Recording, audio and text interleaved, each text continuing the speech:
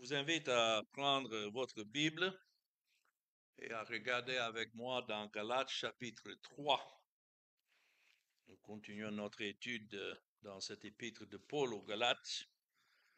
Et mon texte pour ce message, c'est du verset 1 jusqu'au verset 9. Et on verra si on peut y arriver. Ça, c'est un passage très important que j'ai intitulé la justification par la foi.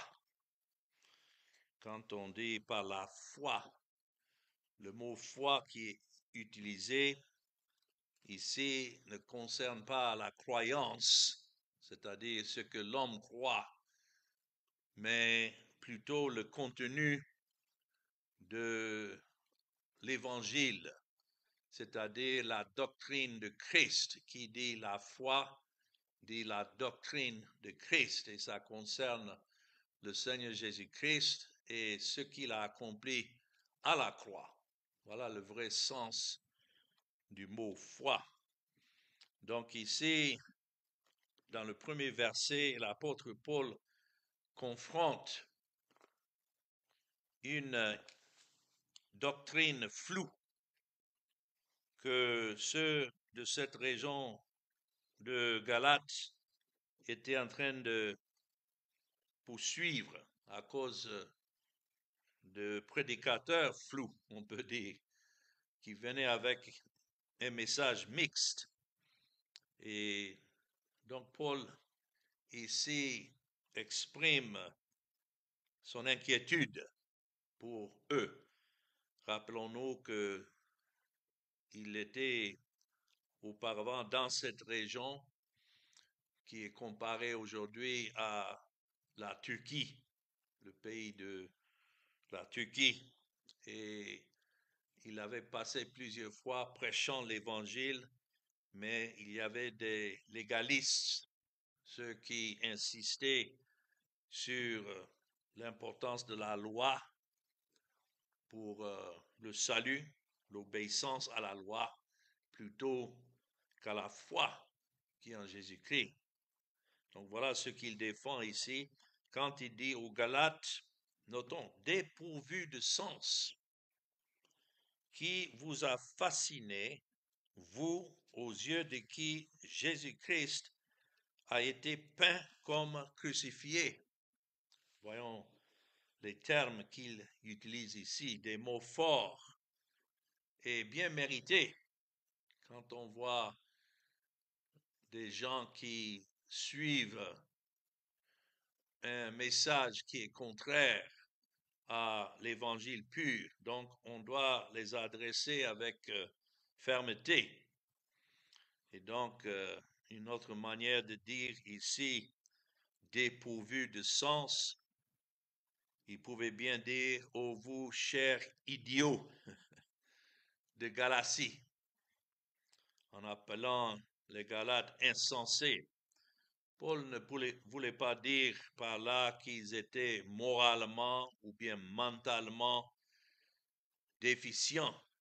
Le mot grec ancien, moros, qui est utilisé ici, a plutôt une idée d'insensé. Alors, Paul utilisait un autre mot grec ici qui avait l'idée de quelqu'un qui peut penser, peut raisonner, mais qui ne fait pas usage de son pouvoir de perception. Donc, il y a un autre mot, et souvent ça c'est utilisé pour ceux qui sont inconvertis, le mot grec d'être sans sens, insensé, sans connaissance. Mais ici, Paul reconnaît que ceux-ci étaient ceux qui avaient, par la grâce de Dieu, reçu l'évangile, mais qui étaient tentés maintenant de poursuivre autre voie. Alors, il pose la question ici, qui vous a fasciné dans le premier verset? Fasciné donne l'idée que les Galates étaient sous une sorte de sortilège plutôt. Paul ne le pensait pas littéralement, mais leur pensée était tellement obscurcie et donc tellement non biblique qu'il semblait qu'un genre de sort leur avait été jeté. Il y a un traducteur qui dit ici que ils étaient comme si quelqu'un leur avait jeté le mauvais œil. Les anciens Grecs étaient habitués et craignaient l'idée qu'un sort puisse leur être jeté par un mauvais œil. Quelqu'un les regarde à travers et jette un sort. C'est intéressant que c'est le mot que Paul utilise ici par fasciner. Le mauvais œil était censé fonctionner de la même manière qu'un serpent pouvait hypnotiser sa proie avec ses yeux. Une fois que la victime regardait dans le mauvais œil, un sort pouvait être jeté. Voilà la pensée des gens. Alors, c'est ce langage que Paul utilise pour démontrer combien ils se sont écartés en voulant suivre un message opposé à la doctrine de la justification par la foi devant les yeux, Paul dit ici, aux yeux de qui Jésus-Christ a été peint comme crucifié. Il parle de sa prédication et comme quelqu'un qui peint un tableau de Christ et Christ crucifié, mais maintenant ils sont venus pour vouloir effacer ce qui a été peint devant les yeux de qui Jésus-Christ vous a-t-il clairement été présenté comme crucifié. Voilà, Paul le rappelle son message, et c'est le message de tout véritable serviteur de Dieu. Nous n'avons pas autre message que Christ et Christ crucifié. C'est ce que Paul avait écrit aux Corinthiens dans 1 Corinthiens chapitre 2. Et ce sont des versets que j'utilise moi-même pour me garder droit dans mes préparations pour prêcher les messages. Dans 1 Corinthiens 2 et verset 1, il avait dit aux Corinthiens, pour moi, frères, lorsque je suis allé chez vous, ce n'est pas avec une supériorité de langage ou de sagesse que je suis allé vous annoncer le témoignage de Dieu. Voici verset 2. Car je n'ai pas eu la pensée de savoir parmi vous autre chose que Jésus-Christ et Jésus-Christ crucifié. Voilà la définition donc de la foi quand on parle de la justification par la foi. C'est la justification par l'œuvre de Christ. Et je dis que la foi, comme un nom, est synonyme de Christ et son œuvre. Donc l'idée derrière cette expression d'avoir clairement peint, si vous voulez, Christ comme crucifié, c'est une manière d'adresser ces Galates pour leur dire que lorsqu'ils abandonnent le message de Jésus et lui crucifié, ils ont alors abandonné le message qui est annoncé dans la Bible. Il y a des gens qui tiennent la Bible, qui se lèvent pour prêcher, mais Christ et Christ crucifié n'est pas le sujet de leur message. Et si nous voulons savoir si quelqu'un est envoyé de Dieu ou non, il suffit de voir si le message est non seulement Christ et Christ crucifié, parce qu'il y a des prédicateurs qui utilisent ces mots, mais est-ce que leur manière de prêcher est conforme à ce que Dieu révèle dans sa parole? lorsque nous voyons le Seigneur Jésus clairement devant nous, élevé dans sa croix et sa mort comme le but de toutes les Écritures, nous ne serons pas alors trompés. Et si quelque chose de contraire à cela nous est présenté, donc nous ne pouvons pas simplement dire timidement, mais tout le monde a le droit à son opinion. Non, nous devons dire clairement que tout ce qui est contraire est détestable. Il suffit d'exalter dans nos messages la vraie. Quand on parle de la croix de Christ, c'est l'expiation. C'est la manière que Dieu a ordonné depuis avant la fondation du monde à ôter les péchés de ce peuple qu'il a élu et donné à Christ. Donc, d'exalter cette vraie expiation du Christ complètement dans nos prédications. C'est ça que Dieu bénit pour la conversion des cœurs. Et si tel est le cas, nous pouvons rester assurés de ne jamais être alors ensorcelés. Ça, c'est le langage d'être fasciné.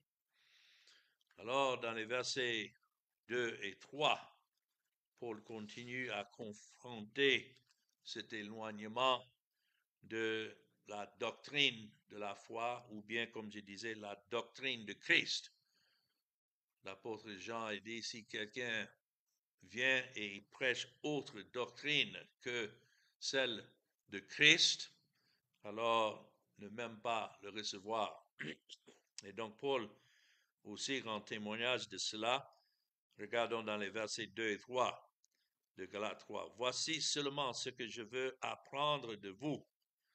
Est-ce que par les œuvres de la loi que vous avez reçu l'Esprit ou par la prédication de la loi?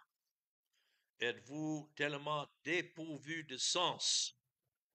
Après avoir commencé par l'Esprit, voulez-vous maintenant finir par la chair? Vous voyez le contraste qui est donné ici. Paul dit, voici seulement ce que je veux apprendre de vous.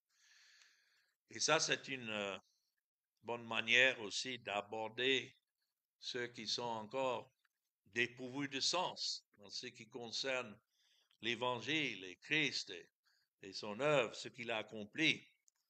Dites-moi simplement ceci. Il faut arriver vite au point, sans beaucoup de discussion. Et il pose ici de bonnes questions. Avez-vous reçu l'Esprit par les œuvres de la loi? C'est-à-dire ceux qui prêchent la loi ou bien une obéissance personnelle. Est-ce que c'est pas votre obéissance à la loi qu'alors vous avez reçu l'Esprit? Nous savons déjà la réponse. Non. Aucun ne peut être converti par les œuvres de la loi ou avoir la bénédiction de Dieu par les œuvres de la loi. Pourquoi? Parce que la loi exige la perfection. Et il n'y a personne qui peut dire qu'il a obéi à la loi ou bien qu'il obéit à la loi, à la lettre ou bien même à l'esprit particulièrement de la loi. Et donc il pose cette question, est-ce que c'est par la loi ou bien, notons à la fin du verset 2, par la prédication de la foi? Pourquoi nous insistons sur la prédication de la foi, c'est-à-dire de Christ et de sa croix? C'est parce que c'est par là que Dieu œuvre dans les cœurs de ses élus et ouvre leur cœur pour tourner le regard vers Christ malgré leur ignorance et aveuglement. De toute évidence, les Galates ont reçu le Saint-Esprit par cette prédication de la foi. Et l'Esprit n'est pas un prix acquis par les œuvres de la loi. Ça doit adresser aussi ceux qui insistent sur certains devoirs ou bien dévotions ou autre chose pour recevoir l'Esprit. Ça, ce n'est pas dans la main des hommes. Alors, Paul continue dans le verset 3, ayant commencé par l'Esprit. Et ça, c'est la seule manière de commencer. Après avoir commencé par l'Esprit, comment est-ce que la foi est commencée par l'Esprit? C'est l'Esprit de Dieu qui doit la révéler au cœur, c'est-à-dire Christ. Mais ayant commencé par l'Esprit, allez-vous maintenant, il pose cette question, vous perfectionner par la chair? C'est ça le sens lorsqu'il dit, voulez-vous maintenant finir par la chair? Comme si une partie c'est l'esprit et l'autre partie c'est l'œuvre de l'homme. Loin de là. Les Galates alors étaient trompés en pensant que la croissance spirituelle ou la maturité pouvait être réalisée par les œuvres de la chair au lieu de la foi qui est en Jésus-Christ, du début jusqu'à la fin. Je sais qu'il y a beaucoup de prédicateurs qui pensent cela. Ils disent, oui, pour le salut, il faut que ça soit par la foi. Mais ensuite, si vous voulez être davantage sanctifié ou bien vous voulez maturer spirituellement, là alors, il vous faut des efforts. Si vous entendez de telles prédications, vous pouvez déjà marquer ça faux, que ce n'est pas qu'une partie appartient à Christ et l'autre partie, c'est à nous maintenant de finir. Une autre façon de dire le message de Paul est la suivante. Vous avez reçu le plus grand don déjà par l'Esprit de Dieu qui révèle Christ au cœur. Vous ne pouvez pas avoir un plus grand don que cela. Allez-vous continuer à partir de là, non par la même doctrine de Christ, par la même foi, ayant maintenant placé votre confiance encore sous la loi de Moïse qui ne pouvait pas sauver, parce que voilà ce que les gens prêchaient, ils venaient avec la loi de Moïse, comme si, ayant entendu parler de Christ, il fallait maintenant retourner sous la loi. Alors cela expose une des différences fondamentales entre l'enseignement et la prédication de la loi qu'on entend même aujourd'hui comme une morale qu'il faut suivre et la doctrine de la grâce, c'est-à-dire de Christ. C'est pourquoi il dit, êtes-vous si insensés? Et voilà ce qu'on peut conclure concernant des gens qui essayent de tenir les deux à la main, d'un côté la grâce, de l'autre côté la loi, une obéissance personnelle ensemble avec une obéissance de Christ, mais on ne peut pas mélanger les deux. C'est vraiment de la folie. C'est comme ça Paul l'explique. Et cette tromperie est cultivée par des gens qui se disent prédicateurs de Christ ou bien même de la grâce. Ils parlent de la grâce, mais en fait, c'est une mixture de la grâce et des œuvres et cela ne peut pas subsister. Alors, verset 4, une autre question que Paul pose ici, et c'est une bonne manière d'enseigner. Nous pouvons apprendre par l'exemple de Paul comment arriver au point avec des gens, surtout en ce qui concerne l'Évangile. Et donc, il pose ici dans le verset 4 une question sur le passé. Il dit, avez-vous tant souffert en vain? Si toutefois c'est en vain. Ici, il est en train de leur rappeler, apparemment les Galates avaient, lorsque Paul était parmi eux, souffert en s'attachant à ce message de Christ. Probablement, c'était aux mains des judaïstes ou des légalistes qui poursuivaient l'apôtre Paul partout où il allait, comme des chiens. Et pour cela, après son départ, certainement, ils ont imposé certaines afflictions ou persécutions contre les croyants de la Galatie. Alors, Paul est en train de leur poser cette question. Avez-vous alors souffert? Et Paul savait ce que c'était de souffrir à cause de l'évangile. Vous n'allez pas souffrir en prêchant ce qui plaît à l'homme, prêchant la loi, prêchant l'importance des œuvres des hommes. Voilà ce que les hommes naturels veulent entendre. Mais annoncer clairement le message de Christ et la justification par l'œuvre de Christ seul, vous aurez tant d'ennemis. Et Acte 14, si on avait le temps, on pouvait bien retourner là. C'est là où Paul prêchait dans cette région.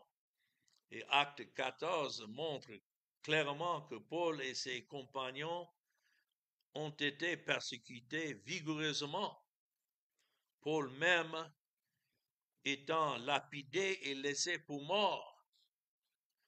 J'ai eu pas mal d'opposition à cause de l'évangile depuis les 40 ans que je prêche ce message, mais jamais jusque-là lapidé. Ça ne veut pas dire que les gens n'avaient pas l'intention de le faire, mais le Seigneur m'a épargné de beaucoup d'afflictions, de persécutions, malgré la haine et surtout des hommes religieux. Voilà d'où vient cette opposition. Ce n'est pas des hommes qu'on trouve dans la rue. Quand on leur parle du salut par Christ seul, la plupart, s'ils ne sont pas religieux déjà, ils disent, oui, mais je comprends. Je suis pécheur et oui, effectivement, il me faut un sauveur. Souvent, ceux-là comprennent plus vite que des hommes qui sont entrés dans leur fausse religion. Donc, Paul lui-même savait de quoi il parlait ici, quand il dit, avez-vous tant souffert en vain? Paul s'identifiant avec eux, et certainement une partie de cette persécution a débordé sur les assemblées que le Seigneur a suscitées et que Paul a laissé derrière lui en continuant à prêcher. C'est pourquoi c'est une question importante. Avez-vous tant souffert, il dit en vain? Peut-être une meilleure traduction de cette phrase est avez-vous eu de telles expériences spirituelles merveilleuses, tout cela pour rien? Rappelez-vous de vos sentiments ou de la persuasion dans votre cœur lorsque l'Esprit s'est révélé en vous au début et que maintenant vous allez abandonner tout cela. Paul se demandait si toutes ces manifestations de l'Esprit qui l'avaient accompagné dans sa prédication n'auraient aucune valeur durable parce que maintenant ils essaient de marcher selon la loi et non selon la foi, c'est-à-dire selon Christ. Et il dit dans le verset 4, si toutefois c'est en vain, on voit par là que Paul avait toujours l'espérance que ça ne serait pas en vain. Et il espérait c'était le cas. Donc dans le verset 5, Paul leur demande d'examiner la source de l'œuvre de l'Esprit. Et ça c'est important, parce que beaucoup de gens aiment parler de l'Esprit, mais à quoi l'Esprit s'attache? Est-ce que c'est en révélant la loi aux pécheurs ou bien est-ce que c'est en révélant Christ? Verset 5, il dit, celui qui vous accorde l'esprit et qu'il opère des miracles parmi vous, le fait-il donc par les œuvres de la loi ou par, encore, la prédication de la foi, la prédication de Christ crucifié? Celui qui vous fournit l'esprit, qui a fourni le Saint-Esprit? De toute évidence, l'esprit a été donné comme un don de Dieu. Donc, c'est Dieu qui fournit l'esprit. Ce n'est pas l'homme. Je ne peux pas aller imposer les mains sur qui que ce soit pour dire recevoir l'esprit de Dieu. C'est l'esprit qui œuvre indépendant de toute œuvre de l'homme. En fait, c'est ce que Christ a rappelé à Nicodème, si vous voyez dans Jean chapitre 3 et le verset 8, Christ dit, le vent souffle où il veut et tu en entends le bruit, mais tu ne sais d'où il vient ni où il va. Il en est ainsi de tout homme qui est né de l'esprit. Nous ne pouvons pas diriger l'esprit. Donc quand Paul pose la question ici, celui qui vous accorde l'esprit et qui opère des miracles parmi vous, il n'est pas en train de parler de lui-même. Ces miracles qui étaient opérés comme évidence de la véracité du message qu'ils annonçaient, ça venait de Dieu lui-même. Et donc, le fait-il par les œuvres de la loi ou par la prédication de la foi? Quand ça dit le fait-il, est-ce que Dieu, parce que c'est lui qui fournit le Saint-Esprit, est-ce qu'il fournit l'Esprit suite à une obéissance personnelle à la loi? Et la réponse est loin de là. Ces miracles qui ont accompagné les apôtres lorsqu'ils sont sortis pour prêcher à accompagner le message que ces disciples, ces apôtres annonçaient, et non pas, ce n'était pas quelque chose qui était entre leurs mains. Même nous lisons une fois que Paul a dû laisser un associé malade et qu'il priait pour que le Seigneur le suscite encore. Il était malade. Paul n'avait pas le pouvoir simplement de guérir qui que ce soit. C'était toujours selon le don de Dieu. Pourtant, les Galates étaient trompés en pensant que de vraies richesses spirituelles pouvaient se trouver dans la poursuite, dans leur poursuite de Dieu et par une relation basée sur les œuvres. Et je dois dire que c'est ça qui fait la différence entre des lieux où l'évangile est prêché clairement et que Christ reçoit toute la gloire, en contraste avec des assemblées dites chrétiennes, mais les gens sont encouragés à plus de zèle et œuvre pour avoir plus de bénédictions selon leurs œuvres. Nous savons, en réponse à cette question, est-ce que c'était par les œuvres de la loi ou bien par la prédication de la foi? Paul a répété la même phrase de Galates 3 et verset 2 parce qu'il voulait souligner qu'il n'y avait une seule réponse à donner. Et cette réponse est que c'est par la prédication de la foi et la justification de Dieu par l'œuvre unique du Seigneur Jésus-Christ accomplie à la croix. Donc cela pose encore une question, parce que il y avait les Juifs qui se fiaient d'avoir Abraham comme leur père. Et donc, Paul là pose la question dans le verset 6. Et c'est, ou bien, ce n'est pas une question, mais c'est une déclaration. Verset 6, c'est une conclusion. Comme Abraham crut à Dieu et que cela lui fut imputé à justice, tout comme Abraham.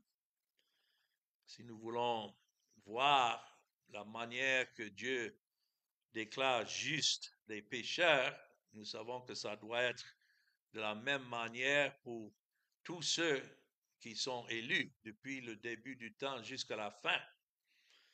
En fait, dans son épître, Jacques a parlé de la foi qui a été une fois pour toutes révélée aux saints dans Jacques chapitre, ce n'est pas Jacques, c'est en Jude, je me trompais, en Jude, Jude chapitre 1, il n'y a qu'un seul chapitre là, et Jude, en écrivant cet épître, il dit ici dans le verset 3, Bien-aimés, comme je désirais vivement vous écrire au sujet de notre salut commun, ce que nous partageons ensemble en tant qu'enfants de Dieu, je me suis senti obligé de le faire afin de vous exhorter, notons, à combattre pour la foi. C'est le même terme que Paul est en train d'utiliser. Combattre pour la doctrine solitaire de Christ qui a été transmise aux saints une fois pour toutes. Donc tous ceux qui sont saints, cela veut dire sanctifiés, mis à part par l'élection et par la rédemption de Christ et par l'œuvre de l'Esprit, c'est pas cette même foi. Et cela s'applique aussi à Abraham. C'est important quand on revient ici dans Galates 3 au sujet d'Abraham, parce que beaucoup, en lisant cela, ils interprètent mal ce qui est dit. C'est écrit comme Abraham crut à Dieu. Ici, Paul est en train de se référer à ce qui s'est passé dans Genèse chapitre 15, où Dieu s'est révélé d'abord à Abraham. Si nous voulons bien retourner là pour avoir bien le contexte dans Genèse chapitre 15 et du verset 1 à 6, voilà ce que nous lisons.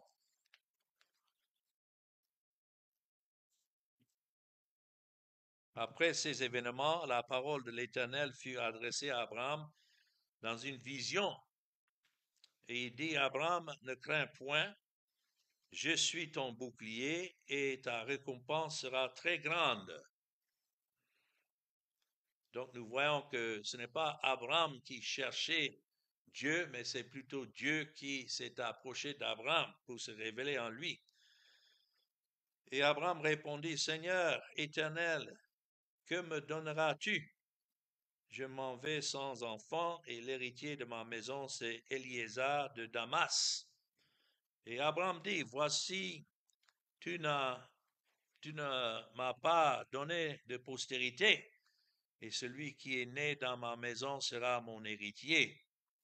Parce que Dieu avait promis à Abraham une postérité, mais jusque-là, ne l'avait pas donné. Alors la parole de l'Éternel lui fut adressée ainsi, ce n'est pas lui qui sera ton héritier, mais c'est celui qui sortira de tes entrailles qui sera ton héritier. Et après l'avoir conduit dehors, il dit, regarde vers le ciel et compte les étoiles, si tu peux les compter, et il lui dit, telle sera ta postérité. Et puis c'est écrit, verset 6, Abraham eut confiance en l'Éternel. qui le lui imputa à justice. Alors, quand c'est écrit ici dans Galates 3:6, Abraham crut à Dieu. C'est-à-dire, il croyait qu'effectivement Dieu allait faire venir de sa postérité Christ. Et en lui, toutes les nations de la terre. C'est pourquoi les étoiles du ciel, comme le nom des étoiles, cela ne parle pas de ses descendances physiques, mais plutôt spirituelles, qui allaient sortir de cette postérité qui serait Christ. Mais quand c'est écrit ici, et que cela lui fut imputé à justice, qu'est-ce que lui a été imputé à justice? Il y a certains qui disent non, mais c'est la justice qui lui a été imputée. Mais ce n'est pas ce qui a été imputé. Si vous retournez dans Romains chapitre 4, vous allez voir ce qui a été imputé. Et c'est pourquoi Paul insistait sur la prédication de la foi. C'est écrit, ce bonheur, Romains 4, 9, ce bonheur n'est-il que pour les circoncis ou est-il également pour les incirconcis? C'est-à-dire la manière que Dieu justifie les pécheurs. Est-ce qu'il y a une manière pour ceux qui sont juifs, les circoncis, et puis une autre justice pour les incirconcis? Loin de là. Il dit, car nous disons que quoi? La foi fut imputée à justice à Abraham. Imputée à justice, cela veut dire il n'était pas justifié en croyant, mais Dieu, en révélant que Christ serait la postérité par qui lui et tous ses descendants spirituels seraient justifiés lorsque Christ est venu, c'est ça qui lui a été révélé. Et c'est la même foi qui est révélée aujourd'hui. Comment est-ce que nous pouvons savoir ceux pour qui Christ est mort? C'est parce que la foi leur est donnée. En dehors de leurs œuvres, de regarder à l'œuvre de Christ seul et de voir que lorsque Christ a versé son sang à la mort, que c'est là qui était leur justification. C'était vrai pour Abraham. Abraham est mort comme tous ceux de l'Ancien Testament sans avoir vu la réalité de cette promesse. Et c'est pourquoi ils ont passé leur temps au séjour des morts. Sheol, c'est comme ça que c'est représenté dans l'Ancien Testament. Et lorsque Christ est venu et qu'il est mort sur la croix, lui-même, d'autres se posent la question, où est-ce qu'il a passé ces 3 jours et 3 nuits au sein de la terre? Son corps était dans le tombeau, mais lui, son esprit, Christ en âme, est parti au séjour des morts. Et c'est là qu'il s'est présenté, parce que le séjour des morts avait 2 côtés. Il y avait une partie qui était pour les réprouvés, mais l'autre était pour les élus qui attendaient effectivement cette rédemption de Christ. Que lorsque Christ est ressuscité et a monté au ciel, il a vidé cette partie du séjour des morts. L'autre partie reste toujours. Ceux qui meurent aujourd'hui sans rançon par Christ, ils attendent le dernier jugement où, comme c'est écrit dans le livre d'Apocalypse 21, la mort et le séjour des morts rendra ses âmes et ceux-là seront jugés et condamnés selon leurs œuvres. Aucun ne peut être sauvé par ses œuvres, mais condamné. Donc Abraham était de ceux qui devaient attendre la venue de Christ. Voilà ce qui était cette foi. C'était à justice. Cela veut dire regarder à ce moment où Christ allait venir et payer la dette de tous les élus en même temps, dans le même lieu, par le même sacrifice de Christ. C'est pourquoi, lorsque nous lisons dans Romains chapitre 4, c'est écrit verset 25, lequel a été livré pour nos offenses. Le mot pour là signifie à cause de nos offenses. C'est pourquoi Christ a dû mourir, mais il est ressuscité pour notre justification. Et le mot pour, c'est le même sens, à cause de notre justification. Cela signifie que lorsque Christ est ressuscité, que la justification de son peuple a déjà eu lieu. Parce qu'après sa mort, il ne restait plus rien à accomplir si ce n'est pour Dieu de justifier une fois pour toutes. Voilà ce que la foi annonce et voilà la signification de la justification par la foi.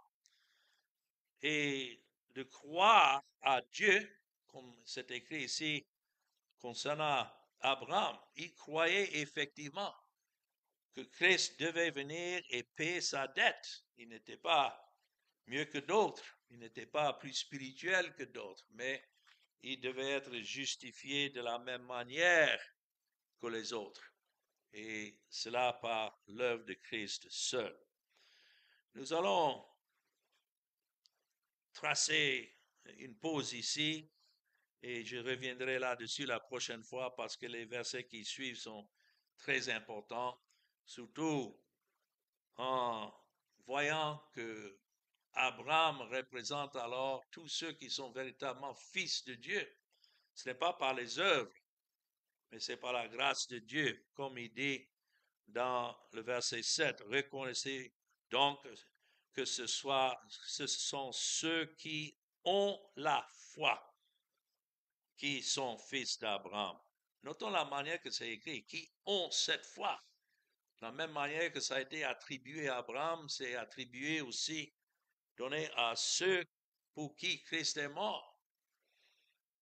Ça ne dit pas, reconnaissez donc que ce sont ceux qui croient comme Abraham, non, mais qui ont cette foi, à qui cette doctrine de Christ a été révélée. C'est une persuasion et une conviction que rien que l'œuvre de Christ ne peut sauver. Et ce n'était pas simplement pour ceux qui étaient des descendants d'Abraham naturels, parce que verset 8 le dit, aussi l'Écriture, prévoyant que Dieu justifierait qui? Les païens. Donc, il n'y a pas un message pour les Juifs et puis un autre pour ceux qui ne sont pas Juifs, mais que les païens aussi devaient être justifiés par cette même doctrine de Christ, la foi. A d'avance annoncé cette bonne nouvelle à Abraham, disant, toutes les nations seront bénies en toi. Oh, voilà comment les gens se trompent aujourd'hui, parce qu'ils pensent que cela se réfère à Israël naturel là-bas.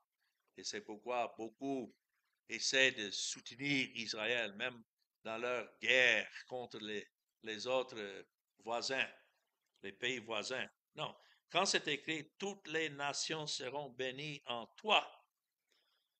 Notons verset 9, de sorte que ceux qui croient sont bénis avec Abraham le croyant. Ceux qui croient, il s'agit de tous ceux des nations. Il y a un nombre d'élus de toutes nations que Dieu a élus et pour qui Christ est mort. C'est ceux-là qui sont bénis en lui à cause de cette postérité qui est venue de lui. Alors, nous allons reprendre à partir de là la prochaine fois, mais j'espère que cela nous donne une bonne compréhension de la signification d'être justifié par la foi. Ce n'est pas justifié par notre croyance en Christ, mais justifié par Christ et son œuvre qui est manifestée dans la doctrine de Christ, la foi. Amen.